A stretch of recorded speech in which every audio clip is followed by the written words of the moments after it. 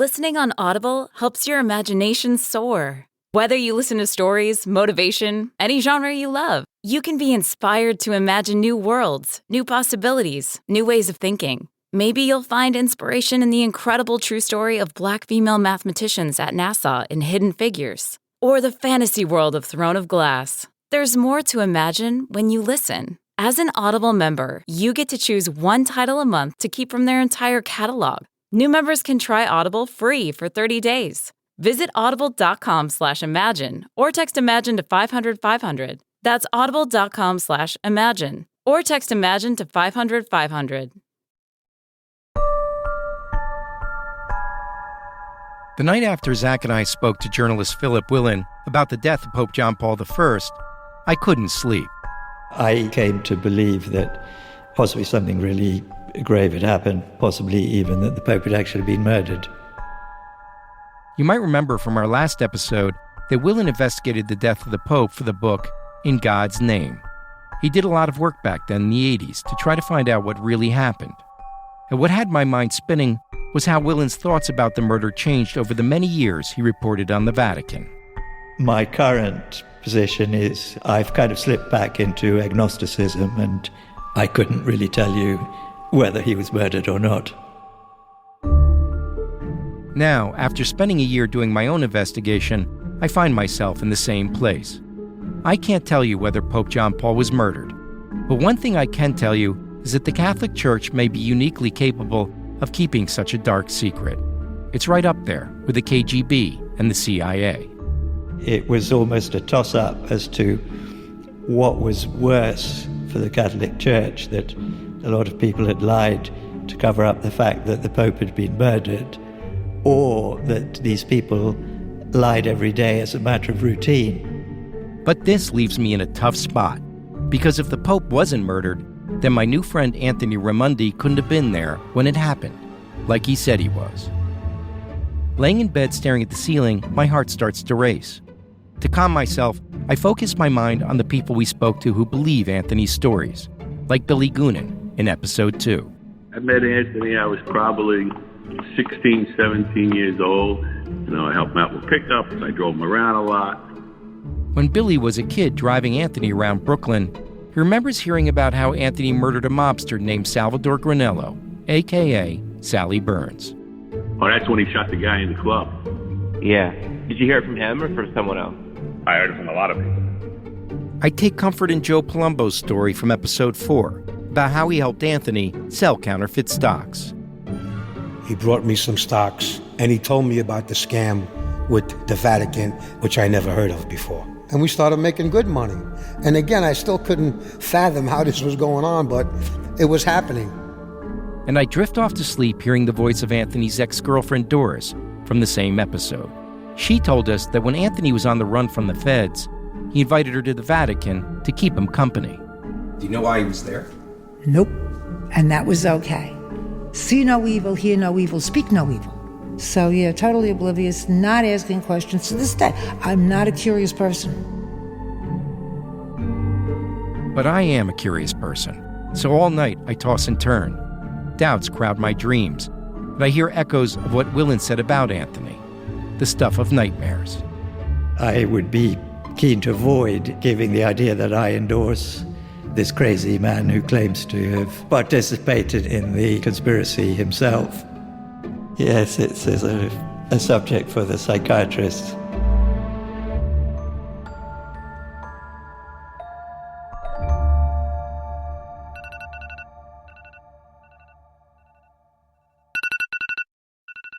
The next morning, I wake up with one thing on my mind.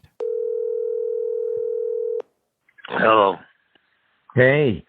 Hey, what's going, Mark? I need to get Anthony Raimondi to tell me the truth.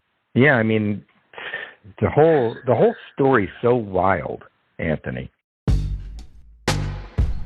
I'm Mark Smerlin, and these are the confessions of Anthony Raimondi. Just after 7:30, and here's Laurie Macmillan with a summary of the news. Pope John Paul I is dead. The public speculation that this death was not natural grew by the minute. He goes, follow history, Anthony, for as long as we've had popes. If we didn't like them, We kill him and we put our own guy in there. Luciani was contemplating cleaning up the Vatican Bank. Well, obviously, he passed away before he was able to do it. He only lasted 33 days. Why doesn't Luigi call you? Because I was the guy that they were bringing up in the family to be the gangster. Anthony wanted so much to be part of it. You may have seen the movie Godfather 3. It's sort of loosely based on what happened during that time. You don't mess with the mafia. Chapter 6, Judges.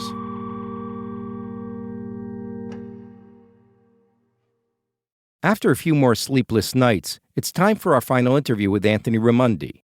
But first, I want to meet with the team I've been working with on the podcast for the past year and talk over how I might approach Anthony.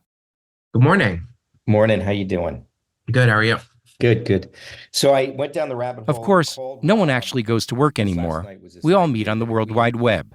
And we quickly jump into what's on my mind. Zach and I have time on Thursday to go talk to Anthony in the studio again. I was just thinking, because maybe I call Anthony before this meeting and tell him what's coming. You know, we got the military records back. We've done a lot of research. We've really dug into these things, Anthony. And I could go through a long list of factual problems you have with your stories. I don't want to ambush you. This is not the jinx. I want to tell you, we have a fact-checking problem, and we're going to have to say that these things are probably not true. Yeah. Turns out my strategy didn't impress the rest of the team. Anyway, I'm curious if you do that conversation beforehand, like the downsides is that the whole conversation is very defensive as opposed to doing it live or doing it gradually and seeing the shift. Yeah, no, I hear you. Is it better to not give him so much time to prepare? If he has time to prepare, we're going to get another prepared story from him that's like well thought out.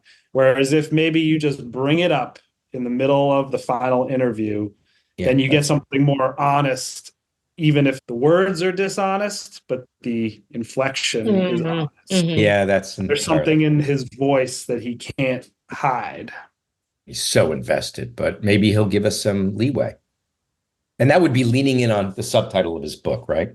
Yeah, it's almost like, let's talk about the possibly true part of your subtitle. Why did you have to name it this way? I mean, all he wants in the world is a movie to be made about him, you know? So maybe we use a little of that Forrest Gump language in the positioning of it.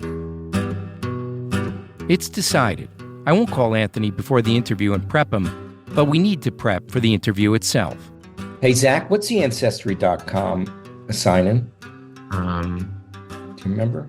We gather some documents and photos to bring to our final interview with Anthony. Okay, well, this is a picture we should show Anthony. Zach pulls up a picture of Hans Forsen in his military uniform, just before he went to Vietnam. Oh, my God.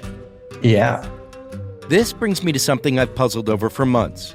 How could Anthony possibly have known Hans's nickname was Fuji if he didn't meet him in Vietnam? It's so hard to conceive of how he knew Hans Forsen's nickname. I know. I mean, how does that happen then? There's no information about Hans Forsen anywhere. You know, it's not like he would have been able to find that information out without knowing him. I mean, maybe he met him somewhere else. So that's where we got to look, I guess. Where else could he have met him? Okay. All right, guys. We'll talk later. All right. Okay. Goodbye. A few days later, Zach and I go meet Anthony in the Brooklyn studio we've used many times for this podcast. Yeah, so if you see me squirming and trying to get comfortable, it's because my tailbone is broke. Crazy. That's the coccygeus bone, they call that, or whatever the hell it is. Yeah. So we're going through the process of fact-checking because we have to do that. We have a lawyer. Yeah, of course. Everything's got to be fact-checked. I mean, I have to tell you, the book is really an entertaining read. And it has that quality of sort of Forrest Gump in that sense. Not that you're a Forrest Gump. No. You know what I mean? Yeah. You intersect with a lot of famous people, notorious people, and a lot of notorious events in the book. And there's certain things we're able to fact-check and certain things that we weren't able to fact-check. So I'm going to go through the major events that we're covering in the podcast. And if you can give us a hint on how to fact-check it, that would be helpful. So the first thing is the story about the plane crash. That's for real. Oh, yeah, cool. that I'll never forget that. I start off with a couple softballs, stories we've been able to confirm as true. Like when Anthony was just 8 years old and a plane flew by his classroom window. You heard people screaming on the plane. You could actually hear people screaming. The dates of a famous United Airlines plane crash in Brooklyn lined up with Anthony's story. December 16, 1960. It was the worst disaster in commercial aviation history. Many thought that nearby St. Augustine's School, where 1,700 children were attending classes, had been bombed. And Anthony's cousin, Ralph Guido, went to the same school and confirmed that Anthony was there that day. We were both in school, and the plane flew right by our window. It was that low. He was scared. He was really scared. You know, a lot of the mob stuff, it rings true. Mm-hmm. And your details, your names, your dates, and everything ring true. A lot of Anthony's stories about the Colombo crime family turned out to be true as well. Definitely you're the cousin of Hugh McIntosh. Ralph had a lot of good stories about that. But now it's time to talk about the stories Anthony told us that we suspect may not be true. We can't find anything about the Cadabra Club shooting. I mean, and that's a major event, right? I'm talking about a story Anthony told us in episode 2. The time he says he shot another gangster by the name of Salvador Granello, a.k.a. Sally Burns, in a nightclub. Anthony's friend Billy Goonan told us that he heard about the murder back then, but we haven't been able to find anything else to prove that the murder ever happened. I actually called one of the daughters who hung up on me. I'm trying to find anybody who can confirm that. Right. I mean, and that's a major event, right? So we've scoured the old newspapers, so I'm looking for a little help. The only thing I can think of is that when I popped him, they wiped everything out. That's the only... Anthony reminds us that any official record of this murder would have been expunged because of a deal he says he made with the feds. That's another story we will get into in a minute. Because they said that when you came home from lunch, everything would get expunged. Yeah, that's the but only if you thing I shot can a guy in the face a bunch think of times in a club, in public, it would be in the newspaper. It would be somewhere, you know? That I don't know. But I remember the girl that was with him was... Right. Now Anthony brings up a woman I tracked down in episode 2. Anthony told us that she was sitting right next to Salvador Granello, a.k.a. Sally Burns, when he walked up behind him with a gun. Anthony doesn't look familiar to me at all. It's been more than 50 years since his supposed shooting, but she was clear about Anthony Raimondi. And remember, she didn't want me to use her name. I got in touch with Okay. She has a lot of mob stories as well. She was talking about Toto Marino's bar. Toto Marino, yeah. Dixie Tavern. I used to go up there and eat with Toto Steaks. I used to go up there with him on a Wednesday. Toto Marino, he's the one that owned the bar around the corner from me. She was still in the neighborhood, even when I came home. But she has no memory of the shooting, the Cadabra Club. You don't remember some sort of crazy night in a club, any club, where there was a shooting? No. Sorry, I can't help you with that. Well, she was there. Believe me. So you think she just forgot about sitting next to a guy who was shot? No, she didn't forget about that. She did not forget about that. Maybe she's afraid that she could get in trouble because she was there or whatever, because she's the one who told him I was behind him. Definitely she didn't forget about that. There ain't no fucking way.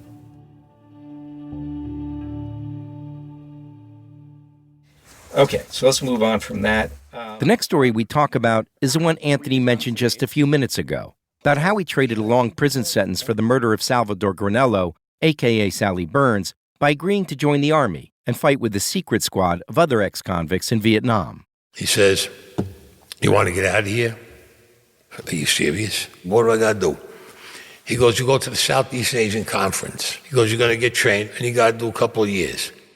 There are a lot of problems with this story. So we got back a letter from the Military Record Center. Obviously, they have no record of you. Right. Well, our deal was that if we lived and we came home, we would be expunged with everything. There would be nothing there because they do not want the public to hear this. That you're getting, convicts, criminals, murderers, whatever you want to call us, to go there, fight, kill these people, and then we come home and you put us back in society and we're clean. We got a clean record. Yeah. I mean, we've heard of people who were juveniles or they were young men who got into misdemeanor trouble and the judge recommending that they join the Army. Yeah. We've just never heard of an organized sort of effort Well, you gotta to remember, get convicts to join the army. Oh yeah, they Violent did it. They did it. They definitely did it. You may remember in episode 3, we interviewed the daughter of a guy named Hans Forsen, who Anthony says was his master sergeant in Vietnam. His daughter's name is Liz, and we gave her Anthony's book to read. It was just crazy how he referred to him as Fuji, because I've only ever heard of, a couple of my family members call him that. Liz seemed to confirm that Anthony must have known Hans from the war. How else would Anthony know Hans's nickname? But here's another thing you might remember about Fuji. After he got out of the army, he was arrested for stockpiling weapons in his mother-in-law's basement. I knew that Anthony had been arrested for loan sharking and extortion, so I did a quick internet search of prison records. And it turns out that Anthony and Hans were in federal prison at the same time. I asked Anthony about this. They sent me originally to Lexington, Kentucky. I must have been in there maybe about 2-3 weeks. I must have been there. And I hear somebody laughing, and I'm saying, boy, I know that voice. I turned around and I looked at him. I just, holy shit, what the fuck you doing here? This is Hans L. Fuji. Wait, he was in prison? He was in the prison. I was shocked when I seen him there. And I just looked at him, and he started laughing. That's what happened to you. And I used to see him every day over there.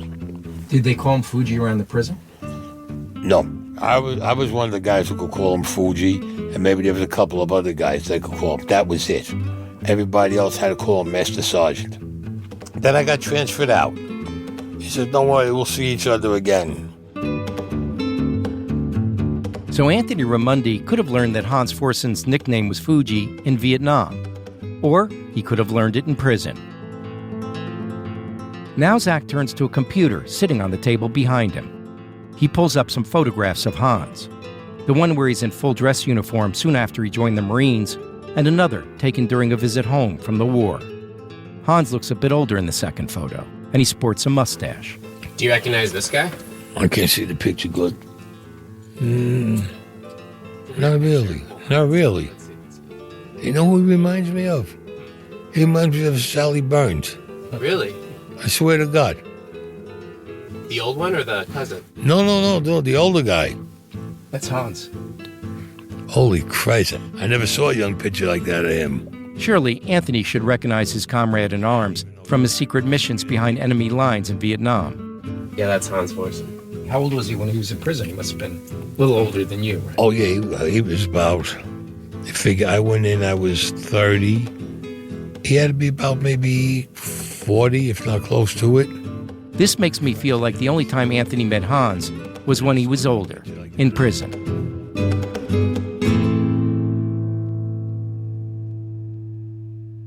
Okay, the last of these stories, and the one that we're kind of focusing on the podcast and driving towards, that really sort of intersects with popular culture in a major way, is the murder of the Pope, right? Now we come to the big kahuna, the story Anthony told us about his part in the murder of Pope John Paul I.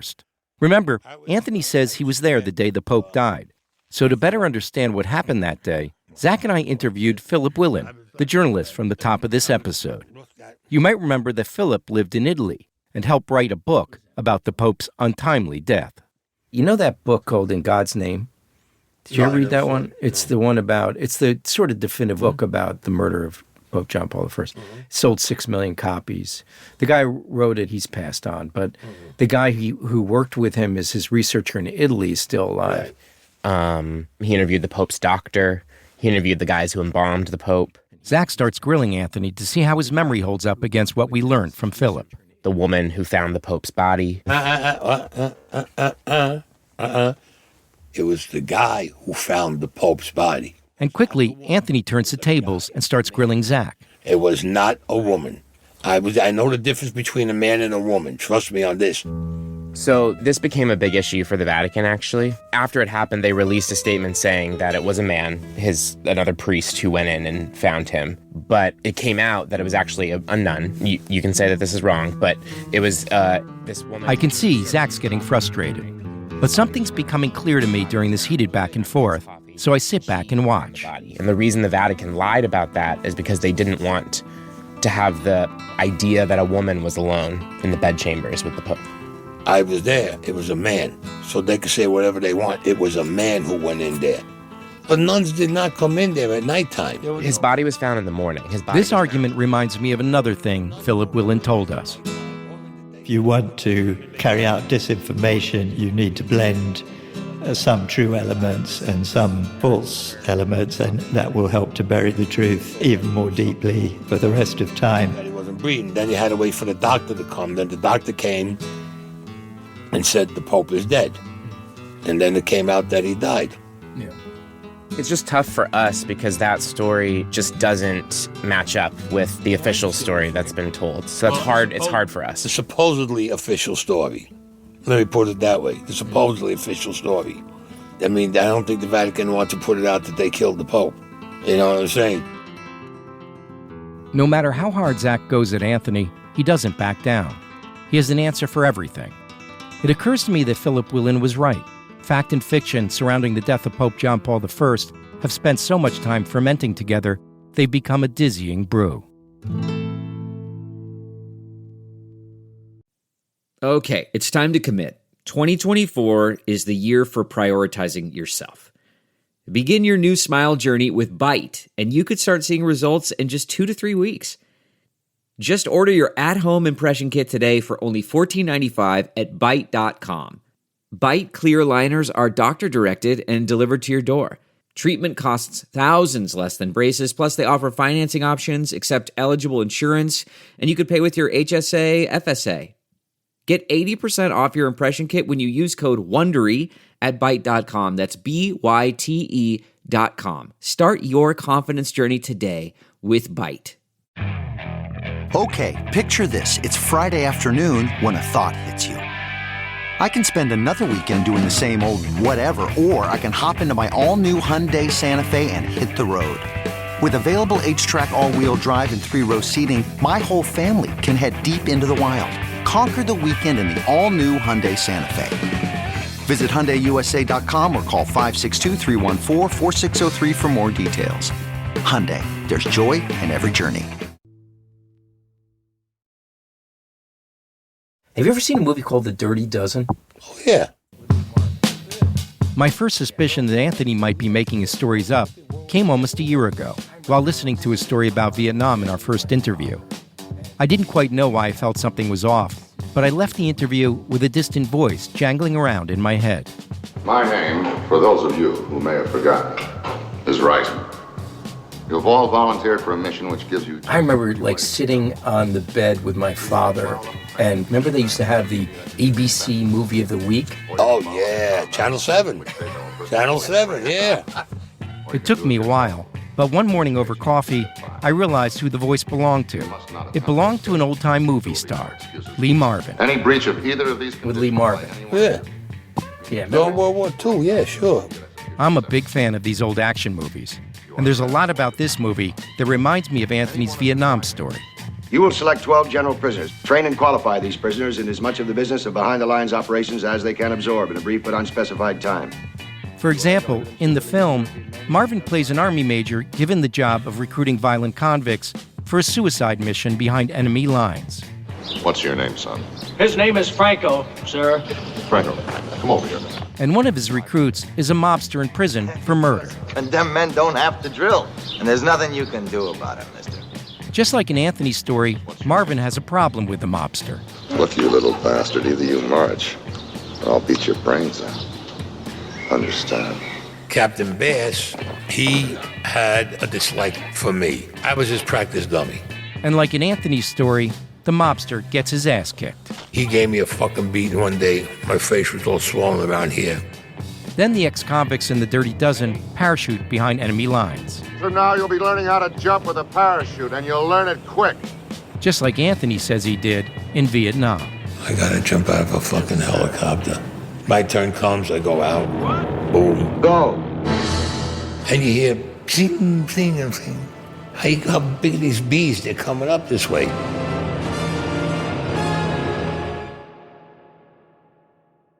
There have been many times Anthony has told me a story that reminded me of a movie. Here's a clip from Robert De Niro's film, A Bronx Tale. They called him Frankie Coffee Cake because his face looked like a Drake's coffee cake. Here's Anthony from episode 1. They called him Top because he was tops at what he'd done. They called him Whispers because everything was a secret to him. This guy, they called him the Gorilla. Mate, this guy was fucking huge. And then there's the movie Goodfellas. I mean, they did whatever they wanted. They double parked in front of a hydrant and nobody ever gave them a ticket. In the summer, when they played cards all night, nobody ever called the cops. And here's Anthony. And on Baltic Street, they double and triple park. Cops would come, oh, they're in Frankie's house, okay, and they go away. But this is the way it was back then. I've even heard Anthony use dialogue from mafia movies in his own story. Tells me, you come back here, I'm going to blow your head off. Your mother's going to have a closed coffin for you. They even shot Tommy in the face, so his mother couldn't give him an open coffin at the funeral. Oh, no. Oh, hold on. Hello? Now Anthony gets a phone call, and I instantly recognize his ringtone. It's Ennio Morricone's score for a spaghetti western from the mid-'60s called The Good, the Bad, and the Ugly. Fucking phone. It seems that Anthony and I are both big fans of old action movies. What did you think of The Godfather 3? I didn't like that at all. I think it was stupid. It has the whole story about the poisoning of the Pope. I would say they knew about that to my cousins or whatever over there. But it didn't do justice to what happened with him and everything. Yeah, but you think that these movies, the Godfather movies, they were based on reality at some level. Yeah. Oh, yeah, definitely. But sometimes the real events aren't the way they put them on the screen. Dramatized. Yeah. It's sort of a mix of truth and fiction. Yeah.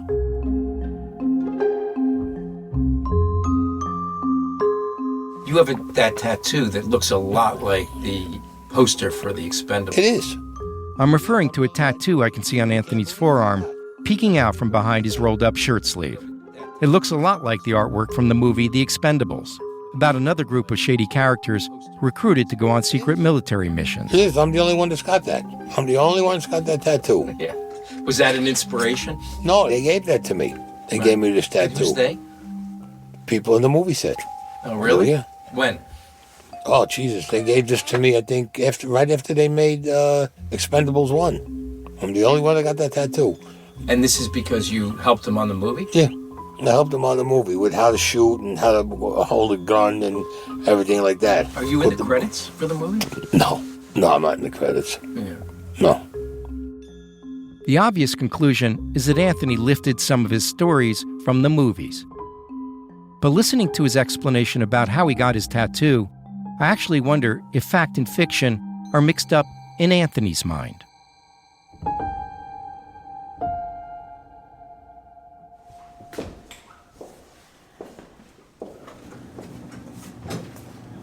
All right, your chariot awaits. We wrap up the interview and bid farewell to Anthony Raimondi. All right, gentlemen. Great to see you, Anthony. We'll see you again. A few days later, I'm on a Zoom call with the team again. They've all heard the interview by now, and I want their thoughts. Yeah, I mean, I was just listening back through. He's just going on and on and on, all this stuff. I don't know, it's crazy. We've succeeded in answering some of our questions, but we've also succeeded in raising a few more. There's got to be part of him that actually believes these stories because he's so convincing and there's so much detail and he takes himself so seriously. We have to find somebody who can shed some light on who he really is. And it might be Ralph in Virginia.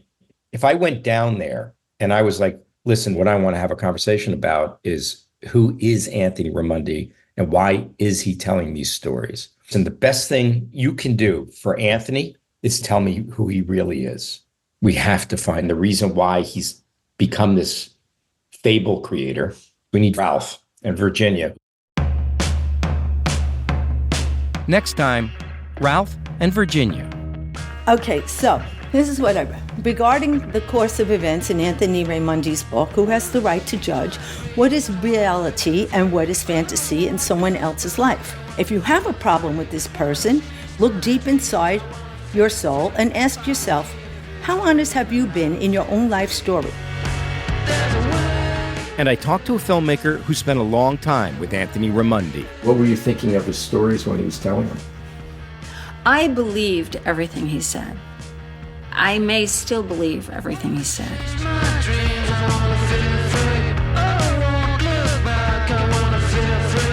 The Confessions of Anthony Raimondi is a USG Audio and Truth Media podcast in partnership with Clockwork Films. The show is produced by Alexa Burke, Kenny Cusiak, and Kevin Shepard. Zach St. Louis is our senior producer. Mark Smerling, that's me, is your host and story editor. Executive producers are Josh Block from USG Audio, Jamie Cohen, Naomi Harvey, and Rob Huxley from Clockwork Films, and me, Mark Smerling. Scott Curtis is our production manager. Production support from Josh Lalongi at USG Audio. Fact-checking by Dania Suleiman. Sound design by Alexa Burke. George Drabing Hicks did the mix. Music by Universal Production Music, Marmoset, and Kenny Cusiak. Our title track is Big Fish by Kenny Cusiak. Legal review by Linda Steinman and Abigail Everdell at Davis Wright Tremaine. If you've enjoyed the Confessions of Anthony Raimondi, leave us a review on iTunes. It really helps other people find the show. And thanks for listening.